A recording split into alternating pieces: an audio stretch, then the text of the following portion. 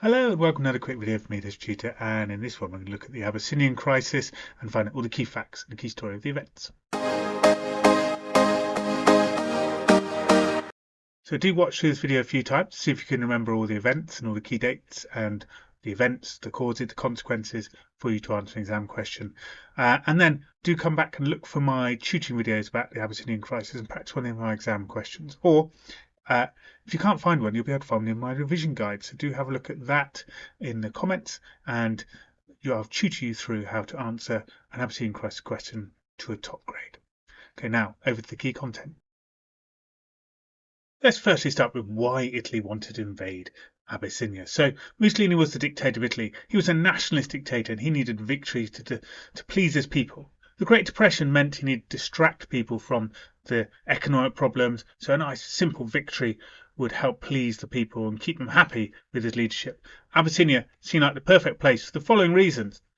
So as Haile Selassie says here, Italy wants the rich farmland, the minerals that are there in Abyssinia. Also, Abyssinia was an intended piece of empire for the Italians back in 1896, but they lost a battle to the tribal army at Battle of Adoua. So revenge was possibly a motive for the Italians of this sort of historic embarrassment. Also, Italy wanted to complete a large empire around the northeastern area of Italy. They had Eritrea and they had Italian Somaliland, and Ethiopia would connect all this land together as one sort of big bit of empire. So, in December 1934, Italian soldiers argued with Abyssinian soldiers at the Wawa Oasis.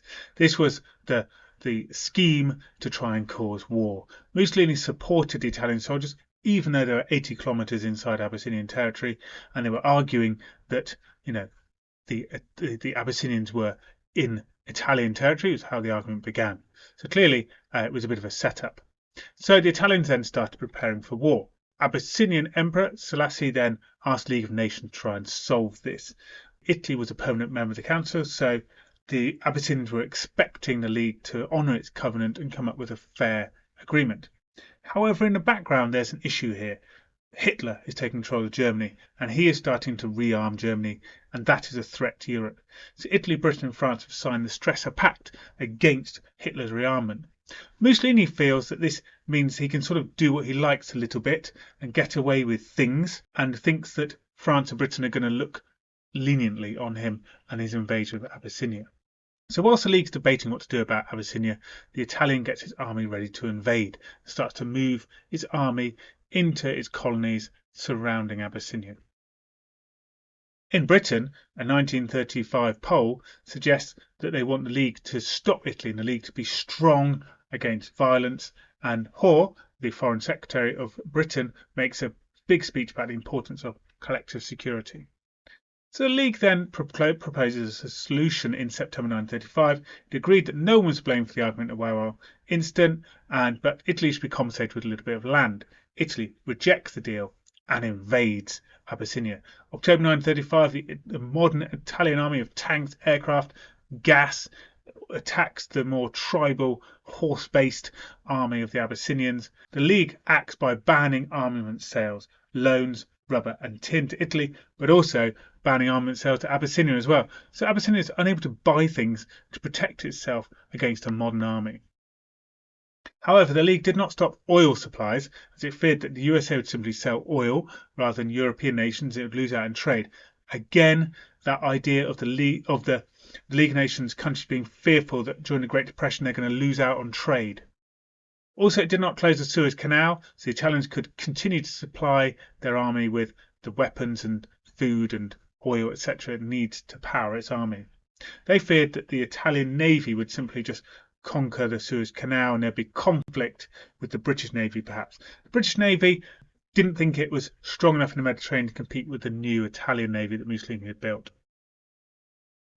So secretly, Hoare, the British Foreign Minister, and the French Foreign Minister Laval made a secret pact to give large areas of land to Italy to stop the war.